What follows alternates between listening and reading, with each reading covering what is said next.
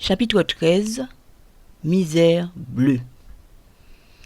Fil de trame, fil de chaîne, tisser toujours et encore mon œuvre, la suivre où qu'elle aille. La femme indigo traçant pour moi une route. Et voilà qu'elle m'emmène au cœur de la cité Gaudissart. Gaudissart, cet ensemble d'immeubles poussés dans la banlieue fouillalaise. L'endroit où Rosita avait fini par prendre racine après de multiples déménagements. J'étais donc chez Rosita parce que la fille de Mai avait une nouvelle fois tissé une toile dans laquelle je m'étais empêtré. C'est que la demoiselle tirait admirablement les ficelles qui faisaient agir sa mère. Quelque temps auparavant, elle avait réussi à convaincre Mai que je pouvais quitter Saint-Georges puisque j'avais désormais un métier qui me permettait de prendre mon envol. Sûre d'obtenir enfin ce qu'elle cherchait, la demoiselle avait pris mon destin en main. Elle m'avait trouvé miracle, un appartement. Comme elle avait appris qu'un couple de ses amis déménageait, elle avait sauté sur l'occasion et avait suggéré qu'on me donne leur place. Son plus percutant argument, c'était qu'étant situé à Bellevue, j'étais à 2 pas de l'école normale, mais qui rêvait pour moi d'une petite vie bien rangée, avait été dithyrambique. L'appartement, bientôt la voiture et peut-être un mari. C'était une porte grande ouverte sur un avenir brillant. Un pas assuré vers mon indépendance. Moi, je n'étais pas enchantée. Je voyais bien où cela allait me conduire. L'appartement de Bellevue était un 2 pièces, taillé sur mesure. L'endroit était sombre, presque sans fenêtre. Pour y voir, il fallait allumer les plafonniers, même en plein jour. On ne peut pas plus ironique. Les seules ouvertures du logis donnaient sur un garage. Et comme beaucoup de conducteurs d'un certain âge, le propriétaire laissait tourner le moteur de sa voiture un long moment avant de se décider à prendre la route. Je devais vivre là comme une recluse, puisque si j'avais un salaire, je n'avais aucun projet d'avenir, mais ayant tenu à choisir ma vie à ma place. J'avançais comme un fantôme, n'ayant aucune envie de pousser mes jours. Pourtant, il fallait que je continue à me rendre à l'école normale, à faire comme si ma vie était fantastique. Je n'avais donc pas tardé à sombrer dans la plus noire des dépressions. Il suffisait qu'on me regarde pour que je pleure. La maison de Bellevue était un endroit redoutable où je me momifiais lentement. Heureusement, j'avais été sauvé in extremis de l'asphyxie par le plus grand de mes frères, qui, ayant eu vent de ma situation désastreuse, m'avait emmené vivre chez Rosita, notre mère. Lorsqu'elle m'avait vu arriver en si mauvaise posture, les liens du sang avaient tout de suite parlé. Ma maman n'avait pas pu ne pas crier son indignation. Ah non alors, yo que fini par tuer moi. Et elle m'avait gardé au chaud sous son aile jusqu'à ce que je me relève. C'est que Rosita avait de menus secrets pour raccrocher quelqu'un à la vie. Bien manger et bien rire. Elle préparait des plats succulents à ma seule intention. Personne d'autre que moi ne pouvait les savourer. J'y avais perçu des marques de sa tendresse. Et je ne me faisais pas prier pour vider mes assiettes. Quant à mes rires, Rosita avait le don de les déclencher en jouant de petites comédies. Un jour, elle s'était maquillée, avait revêtu une robe des plus suggestives et avait commencé à marcher comme un mannequin vedette de chez Yves Saint Laurent. Rosita, au quotidien, était une femme sans artifice et fort discrète. Elle attachait tous ses cheveux en un chignon bien serré qui lui faisait une mine plutôt sévère. Et il fallait qu'on la supplie pour qu'elle le détache, libérant ainsi ses longs cheveux de mulâtresse qui moutonnaient alors de belles vagues sur son dos. Jamais je n'avais vu ma maman dans un pareil accoutrement. Surprise, j'avais éclaté de rire. Et mon chagrin s'était aussitôt envolé. Entouré des soins de Rosita, j'avais peu à peu repris goût à la vie. Au début, Rosita et moi vivions simplement l'une à côté de l'autre. Qui était-elle donc, ma maman biologique? Assurément, pas la maman contre laquelle je m'endormais en écoutant résonner sa voix et les battements de son cœur dans sa poitrine. Qui étais-je moi-même pour Rosita? Pas le bébé qu'elle tentait de rassurer en lui chantant des berceuses. Je lui étais revenue toute armée de l'éducation d'une autre. Mes mots étaient les mots de mes manières étaient ses manières et mes convictions semblaient être les siennes. Je me rendais compte que ma première maman et moi, nous ne nous connaissions pas vraiment. Ma longue absence avait creusé comme un abîme entre elle et moi, abîme que nous essayions de réduire au fil des jours. Loin de Saint-Georges, je tentais de poursuivre malgré tout ma route. Étrangère au milieu des miens, il me fallait m'habituer à ma nouvelle vie. Il fallait coûte que coûte que quelque chose de nouveau se crée entre ma maman et moi. Quelque chose de plus que les liens du sang, des habitudes, des émotions et des sentiments communs. Comme les liens du sang avaient déjà parlé, puisque Rosita m'avait donné la vie une seconde fois, il fallait que je poursuive cette vie qu'elle m'avait redonnée. Au début, c'était la routine du quotidien qui nous avait sauvés. La préparation des repas et la corvée des courses du mois. Ce que maman ne trouvait pas dans la petite boutique du quartier, elle se le procurait en descendant à Fort-de-France. Comme j'avais remarqué qu'elle revenait chaque fois, les deux mains chargées de paquets, je lui avais tout d'abord proposé de prendre un taxi de place, mais elle avait refusé, trouvant que cela faisait des dépenses superflues. Alors nous programmions le jour et l'heure des courses et j'allais l'attendre à la sortie du libre-service.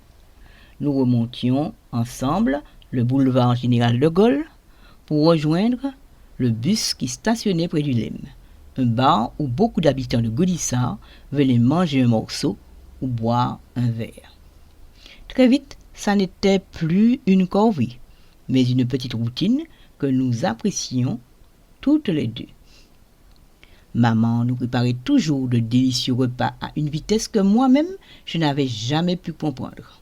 Les plats arrivaient chaque jour sur notre table, fumants et pimentés à souhait. Les après-midi où je n'avais pas cours, je les passais en sa compagnie à regarder les feuilletons télévisés. J'avais aussi gardé l'habitude de lire tout ce qui me tombait sous la main. Et la bibliothèque de l'école normale regorgeait de trésors. Pour me rapprocher de Rosita, je lui parlais de ce que j'apprenais. Elle-même me racontait son histoire. Le Mont Nevers, la Vigie, Maman Vévé, sa vie au Carbet avec mon père. Quelquefois, nous allions au cinéma. Assurément, ma maman n'avait pas souvent goûté ce genre de divertissement. Ces moments-là étaient des moments parfaits pendant lesquels je prenais plaisir à lui faire découvrir des choses que sa vie difficile ne lui avait pas donné le loisir d'explorer. Son plaisir avait été si intense que des années après, Rosita évoquait 2 films que nous avions découverts ensemble. Babe, l'histoire de ce cochon devenu berger qui la faisait mourir de rire, et Le Grand Bleu. Elle était fascinée par cet immense océan dans lequel le personnage plongeait en apnée et dans lequel il s'était perdu en suivant un dauphin dans sa nage. De petites rencontres en grandes conversations, notre foyer avait fini par ronronner doucement, et c'était plutôt reposant. Cela me changeait beaucoup de l'ambiance de suspicion qui régnait à Saint-Georges. À bien réfléchir, vivre à Gaudissart était aussi préférable à l'appartement sans fenêtre de Bellevue où la fille de Mai n'avait pas hésité à me cloîtrer avec l'assentiment de Mai et dans lequel j'avais commencé à me zombifier. La vie aurait pu continuer son cours comme elle l'avait commencé si le retour de mes frères au pays n'avait pas tout bousculé. Il pensait s'offrir un nouveau départ en revenant dans son île.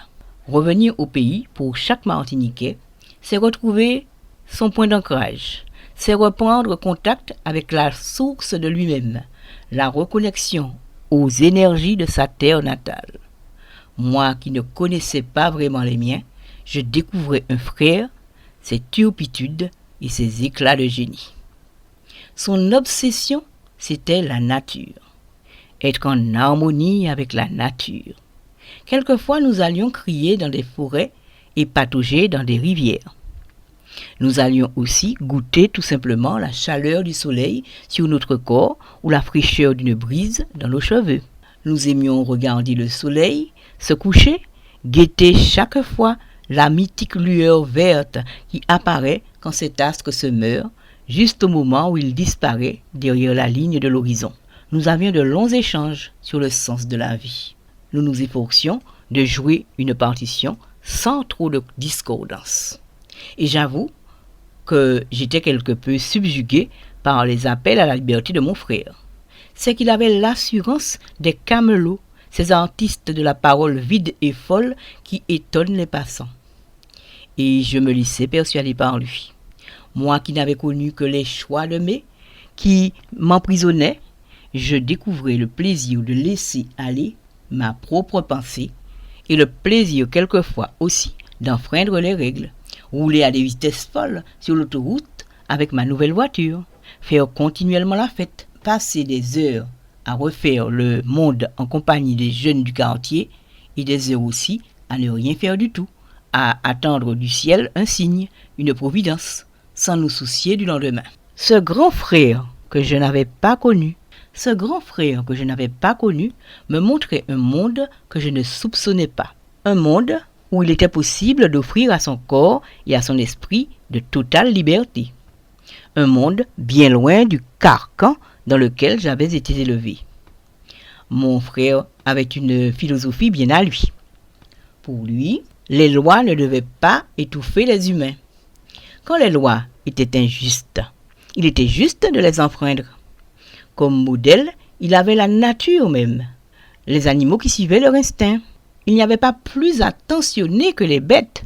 L'amour, la joie, la coopération étaient des voies que leur nature nous montrait. Retrouver la simplicité instinctive de nos cousins les animaux. Tout un programme. Et nous allions crier notre colère contre les injustices du monde des humains dans des sous-bois ou nous débarrasser du stress que génère la banlieue crasseuse dans des bains démarrés, dans une rivière ou dans la mer. Je suivais mon grand frère dans toutes ses voies. Et comme pour lui rendre ce qu'il m'offrait, j'avais même tenté de le rapprocher de son épouse en organisant des rendez-vous surprises. Nous faisions des balades à travers l'île avec sa femme et son fils. Quelquefois, c'était des réussites. Quelquefois, c'était de lamentables échouages. Nous revenions très tristes à la maison, mon frère surtout, ayant le sentiment d'avoir gâté son existence. Alors j'essayais encore et encore, afin que sa vie redémarre. Mais rien ne voulait réussir. Ce qui avait encore compliqué pour lui les choses, c'était que son oisiveté ne voulait pas prendre fin.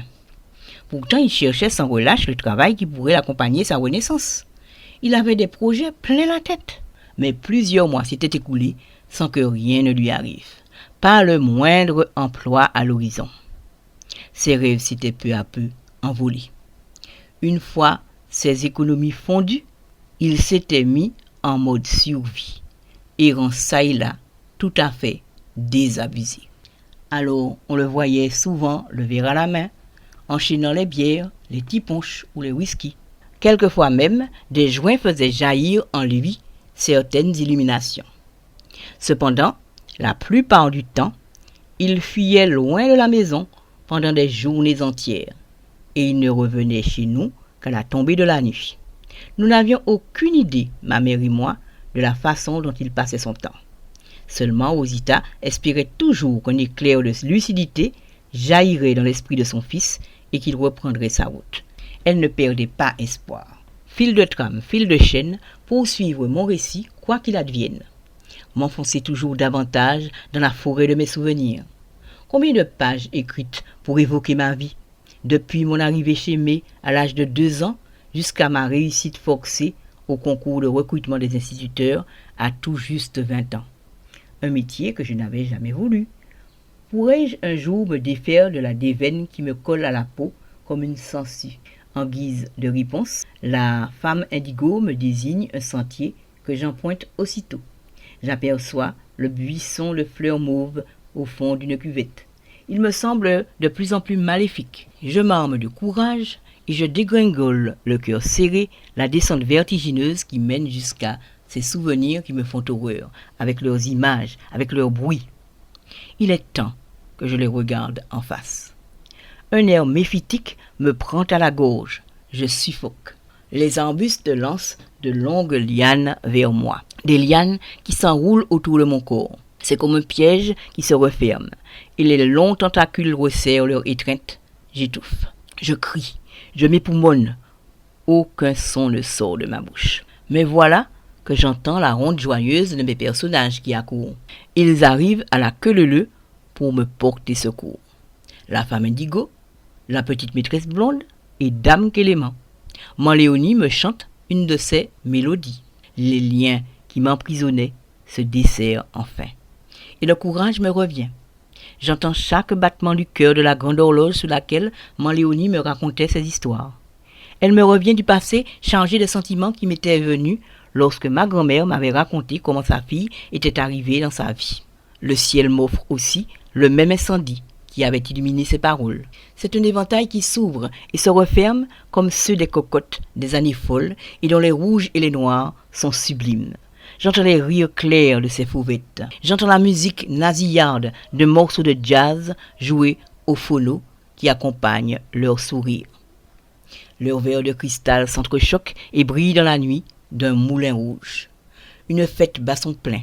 Mais mon récit n'est pas à la fête. Ce n'est pas non plus un conte pour enfants. Les femmes vautrées dans l'or et les paillettes du célèbre cabaret ne sont plus des enfants.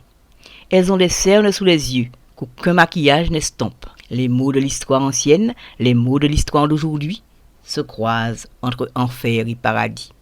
Mes personnages s'asseyent en rond pour entendre mon histoire. La femme indigo, la petite maîtresse blonde, Manléonie et Dame Kélément. Cécile a pris place parmi elles. Dame Kélément s'est assise sur un tambour de monda. Un tibois venu de je ne sais où se joint à elle. Elle rythme mon récit de 1001 onomatopées. Assurément, la cour ne dort pas. Les mots m'arrivent. Mes mots sont là. Et les événements passés me reviennent.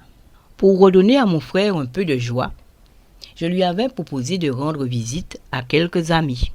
Alors nous avions passé une après-midi en visite. Toute une après-midi en visite, à siroter des apéritifs, à déguster des amuse-gueules et à enchaîner les paroles vides. Jamais je n'avais connu quelqu'un avec tant d'amis. C'est que mon frère avait dans sa bouche les paroles que chacun cherche. Il savait les paroles qui encouragent et les paroles qui révèlent de précieux secrets. Il savait les paroles qui partagent les idées de ceux qui les écoutent. Les paroles qui tombent comme des pansements sur les blessures. Toutes ces paroles semblaient amenées par une sage providence. Nous étions rentrés très tard et tombant de sommeil, nous étions aussitôt allés nous coucher. Osita s'était endormie, il y avait belle lurette. C'est alors que la déveine avait déboulé sans crier gare, préparée par l'ensemblier du malheur. Était-ce l'oisiveté? Était-ce le manque de perspective d'avenir? Était-ce ce goût particulier pour la liberté? Était-ce cette facilité qu'il avait d'enfreindre les règles? Je ne sais. Peut-être était-ce l'alcool et les vapeurs de la Marie-Jeanne. Au milieu de la nuit, des mains caressaient mes seins. Cauchemar, mon frère était venu me rejoindre dans mon lit. Lorsque je m'étais réveillé, le cauchemar n'avait pas pris fin. Mon frère était dans mon lit et me considérait avec des yeux qu'aucun frère ne devrait avoir pour une sœur. J'avais tenté de l'arrêter, mais il continuait. Il m'expliquait que ce qu'il faisait était tout à fait normal, que c'était la société qui nous imposait des lois imbéciles, que ce qu'il me faisait, il l'avait déjà fait avec une autre sœur. J'étais sidéré. Mes pensées s'étaient figées. Mon frère était dans mon lit. Et j'entendais la voix de May qui résonnait, la voix de May qui me criait ses condamnations. Putain, espèce de putain. Qu'avais-je fait pour que mon frère ait pour moi ce genre de gestes, ces gestes qu'aucun frère ne devrait avoir pour une sœur? Qu'avais-je fait pour qu'il se sente autorisé? J'étais pétrifié. Mais il avait continué son œuvre sans se poser de questions. Peut-être que même le fait que je ne bougeais pas, que je ne parlais pas, l'avait autorisé à continuer ses gestes qu'aucun frère n'aurait dû avoir pour une sœur. Afin de préserver ma dignité, j'avais décidé d'être évasive dans mon récit. Je dois pourtant me résoudre à certains détails sordides, puisque personne ne me croit quand je dis ce qui s'est passé. Lorsque j'avais raconté mon désastre à Rosita, elle ne m'avait pas cru. Et plus tard, ni mes frères ni mes sœurs ne m'avaient pris au sérieux. Continuant son entreprise, voilà que mon frère enfonce ses doigts dans mon sexe. L'imaginaire collectif pense qu'un viol se fait toujours avec violence, des cris, des coups et la pénétration brutale d'un sexe. Il n'en est rien. La sidération empêche quelquefois la victime de réagir, et l'on croit à un consentement de sa part. Les mots de May résonnaient dans ma tête. Putain, espèce de putain. Il fallait bien que j'en sois une pour que mon frère puisse s'autoriser ses gestes. Je ne pouvais qu'être coupable, puisque May l'avait prédit. Poussant plus loin son entreprise, il m'avait demandé la permission d'un petit tour en moi avec son sexe. C'était tout à fait normal, puisqu'il sentait monter en lui la nature. Ces paroles m'arrivaient comme une hallucination. Puisqu'il m'en avait demandé l'autorisation, mon frère était une sorte de gentleman. Puisqu'il m'avait demandé une autorisation, mon frère pouvait tout se permettre. Peut-être était-ce l'oisiveté, peut-être était-ce le manque de perspective d'avenir, peut-être était-ce cette habitude qu'il avait de franchir les limites, peut-être était-ce l'alcool et les vapeurs de la Marie-Jeanne. La déveine avait déboulé, aucune interdiction, aucun tabou ne l'avait arrêté. Mon frère s'était permis des gestes qu'aucun frère ne doit avoir envers une sœur. Il avait même argumenté pour justifier ses gestes. Personne n'en saurait rien, ce serait notre secret.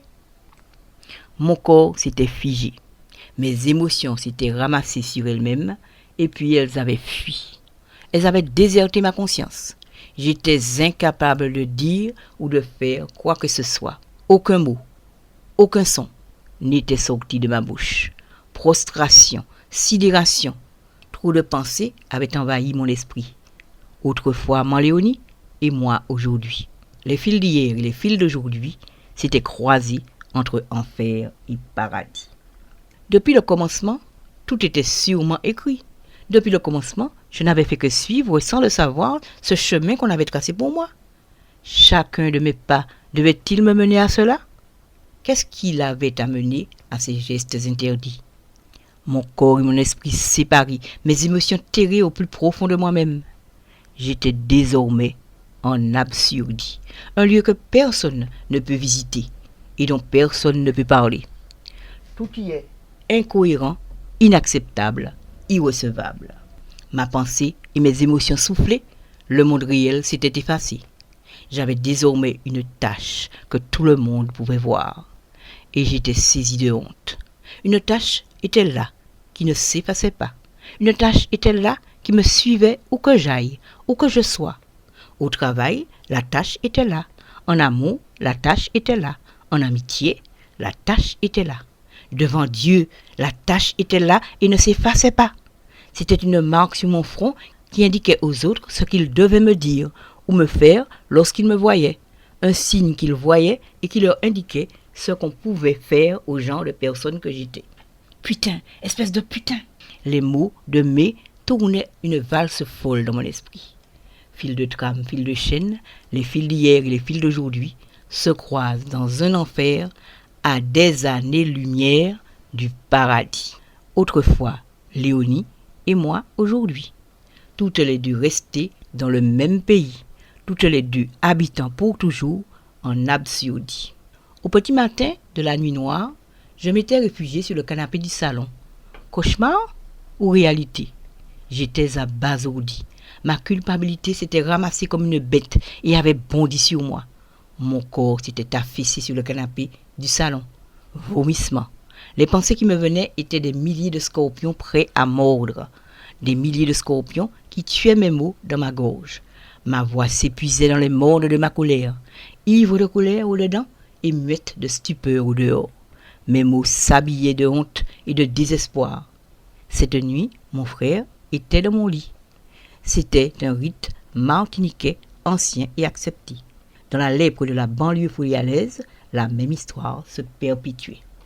Les jours suivants, je semblais happée par un mal mystérieux qui m'empêchait de vivre. J'étais absente de mon propre corps. J'avais le regard vide. C'était comme si la lumière de mon âme s'était brusquement éteinte. Et Rosita ne comprenait pas ce qui m'arrivait. Lasse de m'interroger et de n'avoir aucune réponse, elle avait appelé le médecin du quartier, une petite femme peu ordinaire qui tenait son cabinet à Debriand. Comment pouvait-elle comprendre que je me gavais des anxiolytiques de Rosita pour ne plus rien ressentir, pour ne plus penser? Jamais elle n'avait eu l'idée de me demander ce qui m'arrivait. Aux grands mots, les grands moyens. Puisque j'avais l'air de quelqu'un que son esprit avait quitté, la généraliste m'avait hospitalisé. Peut-être que la petite femme avait pensé que j'étais frappé d'un mal qui ne pouvait se guérir. Peut-être pensait-elle que j'étais perdu pour ma famille, perdu aussi pour la société. Jamais elle ne m'avait interrogé pour comprendre ce qui m'arrivait. C'était le genre de médecin qui croyait qu'on pouvait régler tous les désordres de l'âme à coups de médicaments. À la vérité, régler est un bien grand mot. Il s'agissait pour ce genre de thérapeute d'écarter de la société tous les êtres qu'il pensait inaptes à la vie, parce qu'ils avaient un trop-plein de souffrance. Aucune autre solution n'était pour eux envisageable. Malheureusement, des années plus tard, j'allais devoir avoir affaire à elle puisqu'elle s'était reconvertie en devenant médecin conseil auprès du rectorat afin de s'occuper de la santé des enseignants. Je devais encore avoir affaire à elle puisque j'avais, après bien des pérégrinations, réussi à avoir le CAPES et à devenir professeur de français. Je dois dire qu'elle ne devait pas varier d'un iota son premier diagnostic. Pour elle, ne comptait que la logique des dossiers. Ce qu'elle retenait de moi, c'était ce qu'elle avait vu lorsque Rosita l'avait appelée à l'aide. Il semblait que le mot résilience ne faisait pas partie de son vocabulaire. Et pourtant, souvent ce sont les personnes qui ont connu des malheurs qui, bien que différentes, trouvent solution à des problèmes. Et pourtant, souvent ce sont des personnes qui ont connu des malheurs qui, bien que différentes, trouvent solution à beaucoup de problèmes parce qu'elles sont à l'écoute.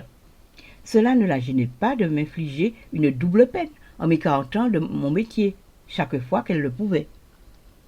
À cette époque où il était encore de bon ton de ne pas faire de vagues, on ne cherchait pas à savoir pourquoi certains parents se plaignaient. Il s'agissait surtout d'éliminer la cause du problème. Et pour le médecin conseil, j'étais le problème. Balayant d'un revers de la main le fait que mes méthodes de travail novatrices ne convenaient pas à certains parents qui voulaient absolument retrouver pour leurs enfants l'école telle qu'ils l'avaient vécue, elle pensait que c'étaient les blessures du passé qui réapparaissaient et me mettaient hors jeu. Mais il n'est pas encore temps de m'appesantir sur cette affaire. Après un court séjour à l'hôpital, j'avais repris sans un mot le chemin de l'école normale. Indigo clair, indigo profond et outre noir, les couleurs de ma misère dégoulinent d'un tableau tout noir. Les bouches des femmes se sont distendues à dire des mots de feu et de soufre, des mots qui souffrent. Et je pleure des larmes de sang. Les femmes en vis-à-vis parlent, elles disent des mots tout droit sortis de l'enfer. Les femmes en vis-à-vis redisent des mots sans queue ni tête, des mots fous, des mots bien accordés à ma douleur, mots saturés de fiel aussi. J'entre moi-même dans l'univers glauque des associations d'idées, des idées qu'on ne peut tenir en bride, idées lâchées, déchaînées. Entre les objets du monde et mes mots s'établissent des accointances. Le monde se déforme sous la pression de mes mots, des mots qui ne sont qu'un long chapelet de culpabilité. Quoi que je dise, quoi que je fasse, je suis coupable. Et l'angoisse d'une mort imminente m'envahit. Mes pensées prennent vie. Je marche dans une nuit. La nature autour de moi a des mimiques hostiles. À chaque coup de vent dans la nuit, le long cortège de mes culpabilités défile. Sur le dos des mornes, une dentelle de feuillage se détache en ombre chinoise. Je suis l'arbre et je suis la feuille. Je suis la feuille d'un arbre qui tremble à chaque bourrasque. Le moindre craquement dans la nuit, le moindre coassement de crapaud, c'est le troupeau de mes frayeurs qui me parle. Pour échapper aux appels de la nature en deuil, j'accélère le pas, un pas qui ne bouge pas. Je suis cloué au sol comme un oiseau sans ailes. Quoi qu'il arrive, il faut attendre le malheur qui vient. Et lorsque mes jambes acceptent de m'obéir, c'est pour une course-poursuite dans la nuit. Vite, toujours plus vite, et mes peurs sont à mes trousses. Même quand j'accélère, elles me poursuivent toujours. La forêt de mes souvenirs s'amuse de mes frayeurs. Cette nuit, son frère était dans son lit. Les cailloux roulent sous mes pieds. Je bute contre des rochers. Les mains des arbres s'agrippent à mes jupes, lacèrent mes mollets. La terre prend vie sous mes pieds. Elle monte, elle descend, elle s'agite comme une chenille excentrique. Dans la forêt de mes souvenirs se trame un sombre complot. C'est un secret qui se chuchote. Cette nuit, son frère était dans son lit. Des millions d'ailes frôlent ma peau. Ailes d'oiseaux ou de chauve-souris, elles tournoient autour de ma tête. Les feux des lucioles brillent dans la nuit comme des millions d'âmes aux abois. Vouloir bouger, être immobile. Vouloir crier, rester muette. Avoir la tête pleine d'images cauchemardesques. Eo tontimorou-menos. Prendre plaisir à se faire souffrir, comme pour chercher un pardon qui ne viendra pas. L'imitation de moi-même et de tous mes vouloirs. À quoi bon lutter? On a étudié pour moi la question. Aucune solution n'est possible. Dans la forêt de mon désespoir, de grands bambous répondent au sifflement de millions de sauterelles. Des bambous craquent sinistrement, comme pour rappeler le craquement des os des femmes qui ont été assassinées depuis la nuit des temps.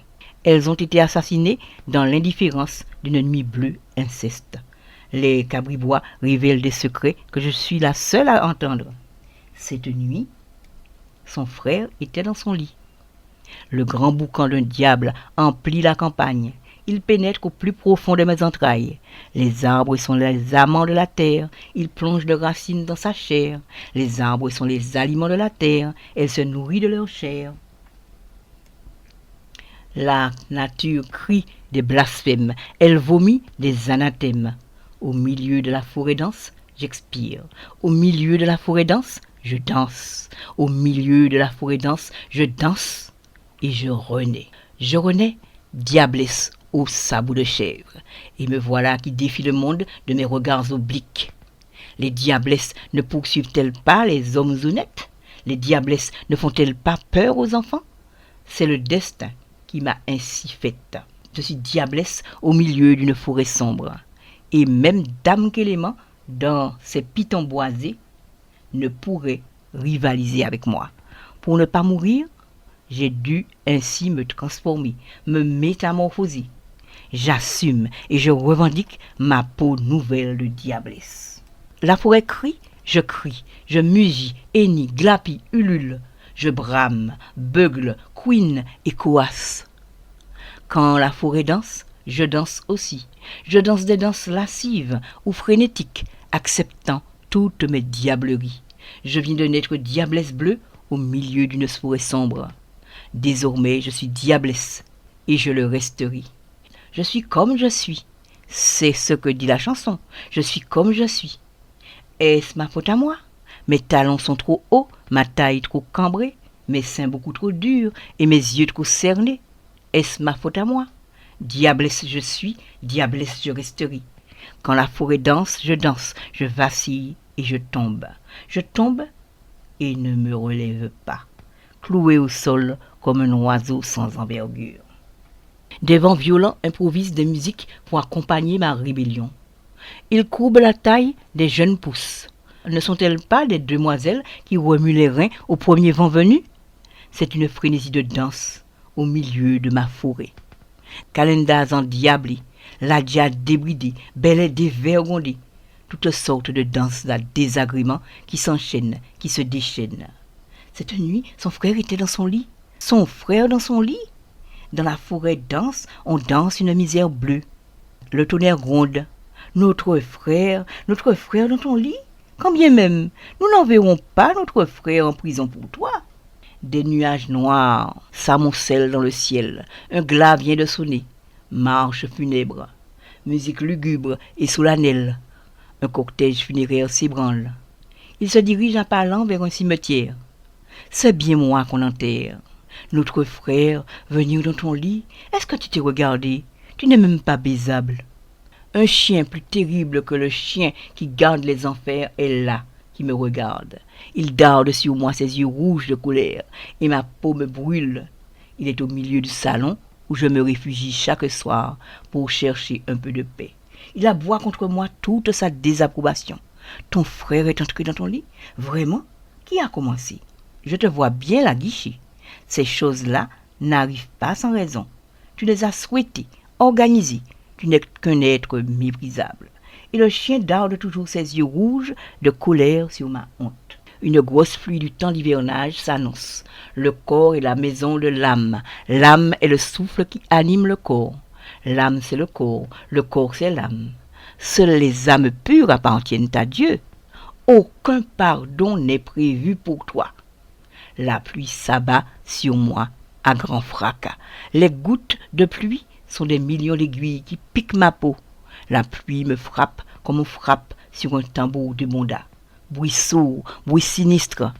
Le tambour ne porte pas les couleurs de l'enfance. Il porte les couleurs de la diablesse qui vient de naître, repoussante. La femme qui vient de naître est maléfique. Elle attire les hommes honnêtes dans son lit. La diablesse fait corps avec la pluie, une pluie de feu et de soufre. C'est une créature diabolique, gonflée de colère et de rancœur, qui ne veut plus avoir peur de la solitude de son corps dans l'immensité de sa nuit. Elle se redresse et enfonce son sabot de chèvre dans la boue du morne. Elle admire l'hystérie de la pluie. Une rivière charrie, une eau boueuse, une eau tourmentée qui vient des mornes. Des torrents de boue dévalent les mornes. C'est un spectacle époustouflant que le trop-plein de la rivière qui descend. Des ruisseaux surgissent de partout et empêchent la diablesse d'avancer. Elle patauge dans les flaques de boue. Elle est ravie d'être éclaboussée, douchée par la boue qui dévale les mornes. Aucune pluie d'hivernage ne la débarrassera de sa rage, qu'elle porte à jamais le poids de sa culpabilité. Ma mémoire est une forêt dense qui danse des danses de plus en plus désapprouvées. Aucune eau ne pourra jamais laver mon trop-plein de malignité. Quelque temps après, mon frère était revenu d'une journée de saoulerie animé d'un sombre projet. Il s'était jeté sur le sol, les bras en croix. Rosita s'était affolée. Que signifiait cela? Elle l'avait secoué pour le sortir de sa léthargie, mais il ne bougeait pas. Il semblait dans une sorte de catalepsie. Rosita était folle d'inquiétude. Que faire? Qui appelait à son secours? Soudain, mon frère s'était redressé, il s'était relevé et avait planté ses 2 yeux dans les miens, des yeux remplis de la plus pure des haines, et il ne cessait de répéter les mêmes paroles. Oswea mankachou, Oswea. Mon frère était secoué par une grande colère. Ni Rosita ni moi ne le reconnaissions. C'était un être diabolique qui avait pris sa place, et il avait joint le geste à la parole. Il avait frappé ma tête contre le mur du salon, la frappant encore et encore de place en place. Maman suppliait, « Pas fait ça, ou là, pas fait ça. » Elle avait réussi à s'interposer entre lui et moi, et j'avais pu me libérer. Course-poursuite dans l'appartement. Mon frère me poursuit, un couteau à la main. Moi qu'a tué Oswea. Oswea, moi qu'a tué. Il est hors de lui. Il voit rouge. Mon frère n'est plus mon frère. Quel diable s'est emparé de lui? Il est ivre de colère. Maman supplie. Je prie. Elle est parvenue à m'enfermer dans une chambre dont elle a caché la clé. Mon frère frappe sa colère sur la porte. Il veut la défoncer. Et il répète ses menaces. Moi qu'a tué Oswea. Oswea, moi qu'a tué. J'intensifie mes prières. Je parle à haute et intelligible voix. C'est pas bon Dieu là qui a tiré ou là Oswea. Moi qu'a tué Oswea. il répète encore et encore les mêmes menaces. Cependant, au moment où la porte de la chambre allait céder, un de mes grands frères arrive. Tout s'arrête aussitôt, comme par miracle. La colère, les mots et les gestes. Mes consternations, j'entends Rosita dire que mon frère tentait seulement de me corriger parce que je lui avais manqué de respect à elle. Sans demander mon reste, j'avais attrapé les clés de ma voiture et m'étais évanoui dans la nuit. Retour à Saint-Georges. Cependant, lorsque j'avais essayé d'expliquer à May ce que je venais de vivre, elle n'avait rien voulu entendre. « Tais-toi et dors » avaient été les seuls mots qu'elle m'avait dit ce soir-là. Sans un regard, elle m'avait arrangé un couchage au pied de son lit. Le lendemain, j'étais à l'école normale et je tentais d'effacer la nuit terrible que je venais de vivre. Pleurs au-dedans, rire au-dehors, ravaler tous mes sentiments, toutes mes émotions, les enfouir bien au fond de moi-même, tenter de les oublier, opérer un grand nettoyage par le vide, être vide, vide de toute émotion, de tout sentiment, et continuer la vie sans chercher à la comprendre. Faire corps avec son absurdité, en devenir la complice. Je ne suis pas morte, je suis tout simplement dans la pièce d'à côté. Ce qu'on voit, c'est l'autre versant de moi-même, celui que personne ne peut comprendre. Ne pas m'apesantir et diviser mon âme. Je suis désormais comme séparé en deux. Terrer ma peur et ma colère dans le tréfonds de moi-même. Ne plus rien ressentir, mes émotions étant désormais pour moi un poison que je dois fuir. J'avais passé des années à taire ma douleur, ma peur et ma colère. Et puis un jour, j'avais partagé mes mots autour d'une table avec d'autres âmes en peine. J'avais donné mes mots autour de la table d'un amer partage. Les mêmes mots se répétaient. L'histoire ne semblait pas vouloir se taire. Elle se disait et se redisait autour d'une table, dans l'espoir que les âmes vivent. Des mots remplis de fièvre se disaient, des mots perclus de douleur se répétaient sans fin, autour de la même table. Ma petite fille de 5 ans a été agressée par mon compagnon. Je voudrais mourir. Merci pour ton partage. Je me présente. Je m'appelle survivante d'inceste et de violence conjugale. Merci pour ton partage. Je suis celle qu'on prend et qu'on jette sans demander ni permission ni pardon. Une marchandise à l'étalage, que l'on tâte, que l'on soupèse à volonté. L'embourir les tables chinois. Merci pour ton partage. Le prêtre de la paroisse, mon oncle, m'a demandé de toucher son sexe. Ma mère le vénère comme un roi. C'est à Dieu qu'il s'est donné corps et âme. Alléluia! Depuis, mes mains ne sont plus à moi et je ne sais rien faire de mes 10 doigts. Merci pour ton partage. Hier ou avant-hier, je ne sais, mon frère est venu dans mon lit. Le temps s'est arrêté pour moi. Il semble qu'il a continué pour lui. Mon frère est venu dans mon lit. Pour tout le monde, c'est un menu détail. Mais moi, je ne suis plus moi-même. Je suis devenue une autre qui danse. Pour tous ceux qui me voient, je suis une folle qui danse la danse, hier mon frère. C'est désormais la seule danse que je connais. La diabelaise, compas ou cha-cha-cha, c'est la même danse à chaque fois. Chaque fois que je bouge mon corps, c'est la même danse que je danse. La danse, hier mon frère. C'est la seule danse que je sais danser. Merci pour ton partage. Ma parole ajoutée aux paroles des 1001 victimes d'inceste, tous les samedis, emmurés dans des maudits, des mots partagés à l'infini, sans espoir qu'un jour cela s'arrête. Pour que les âmes survivent, les paroles se libèrent, elles explosent en 1001 salissures, vomissures, éclaboussures. Les paroles sortent des bouches et tombent comme des fruits mûrs sur la table d'un amer partage. Elles s'enlisent dans la boue des souvenirs et disparaissent sous des monstres de honte et de désespoir.